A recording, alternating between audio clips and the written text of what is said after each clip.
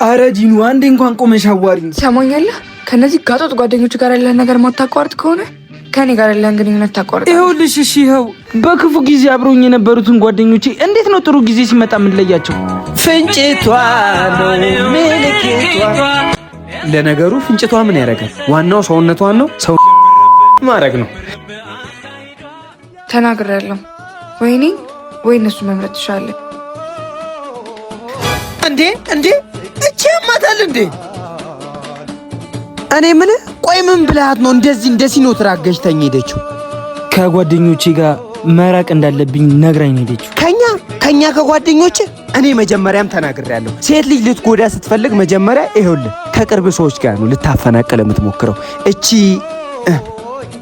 ሄሎዲን ድምፅሽ ግን ልክ አይደለም። እዛው ነሽ መጥቶሽ። ቆይ ግን ሄኖክስ ይኸውልህ እሱን ከእናንተ ጋር ካራራኩኝ በምንም አይነት መንገድ ሊያቅብን አይችልም። እኔ ግን ጓደኛዬን እየበደልኩት እንዳለ እየተሰማኝ ነው። እሱን ተው፣ አሁን ናፍቀኸኛል።